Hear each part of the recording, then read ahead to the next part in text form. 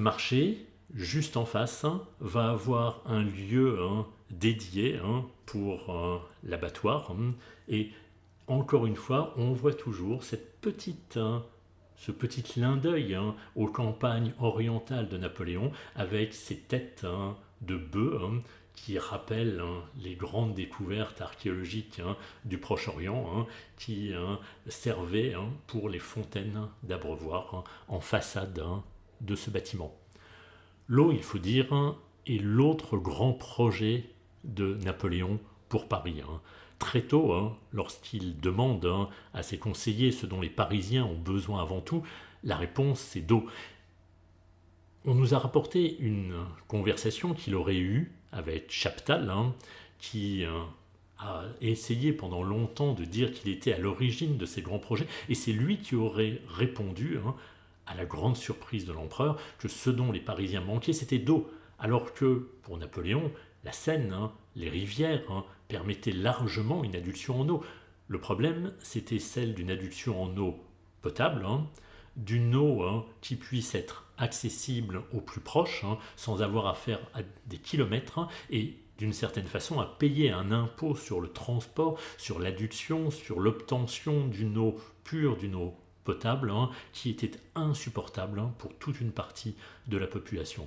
Voilà pourquoi il se lance, à la suite des ingénieurs qui lui en font la proposition, dans un projet de captation des eaux de l'Ourcq, à un peu plus de 100 km de Paris, qui vont être drainés jusqu'à ce gigantesque bassin de la Villette, qui sera inauguré dès 1808, et qui permet dans un premier temps d'avoir ici un réservoir en eau pure, et en même temps un lieu qui permet la navigation à l'intérieur de Paris, grâce aux canaux Saint-Denis et Saint-Martin, qui aboutissent eux aussi à ce bassin de la Villette que l'on peut encore découvrir aujourd'hui, même s'il n'est plus ce réservoir en eau potable qui existait sous l'Empire et pendant une bonne partie du XIXe siècle.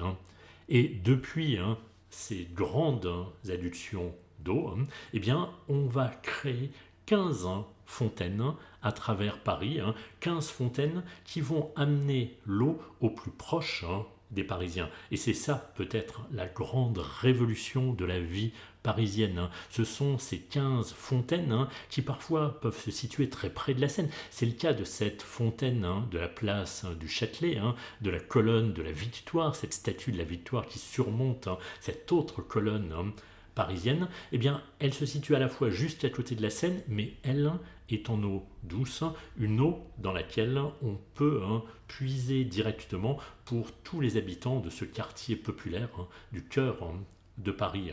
Voilà peut-être parmi ces fontaines qui sont encore visibles aujourd'hui, celle qui parle le mieux de la façon dont cette révolution de l'eau va marquer le règne de Napoléon du point de vue des Parisiens. Chacune de ces fontaines raconte aussi une histoire. Celle du Châtelet parle de victoire. Celle que vous voyez à droite célèbre les noces de Mars, le dieu de la guerre, et d'Hygie, la déesse de la santé, de l'hygiène, comme son nom l'indique, vous l'aurez imaginé, j'imagine.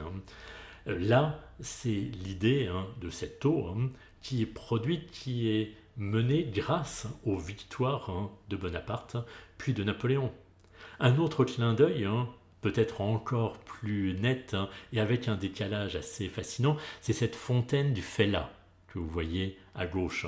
Ici, le personnage central de cette fontaine est censé être un paysan égyptien, d'où les deux cruches, d'où sortent l'eau qui tombait ensuite dans ce bassin. Sauf que ici, il ne s'agit pas d'un paysan, il s'agit d'une statue de pharaon, la coiffe, quand on connaît un peu l'Égypte, et le Némès, qui est la marque des pharaons. C'est encore plus amusant quand on sait que le modèle en est un certain personnage, Antinoos, le favori de l'empereur romain Adrien, divinisé après sa mort tragique en Égypte. Et voilà comment le favori d'un empereur romain divinisé, représenté en pharaon, a été doté de cruches qui en font une sorte de paysan à l'intérieur d'une architecture qui évoque le naos, les sanctuaires des temples de l'Égypte antique, où les ailes d'Horus deviennent les ailes de l'aigle napoléonien.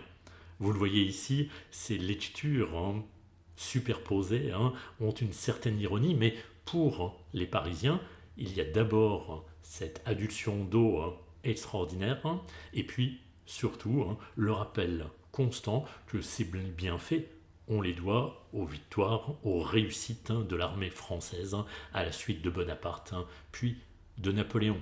Voilà donc comment ces 15 fontaines dans Paris marquent profondément une nouvelle façon de vivre la ville. Puisque je parle d'eau, il faut aussi évoquer le problème des ponts de Paris. Paris s'était très lentement doté de ponts et à la fin du XVIIIe siècle, au moment où la Révolution éclate, il n'y a encore que 12 ponts à Paris. Pour permettre le passage constant d'une rive à l'autre, c'est encore largement insuffisant. D'autant plus que ces ponts sont pour beaucoup encore anciens, parfois fragiles, mal adaptés au déplacement, et surtout qu'ils ne témoignent pas de la modernité dont Napoléon veut doter la capitale. Pendant son règne, il va lancer 4 projets.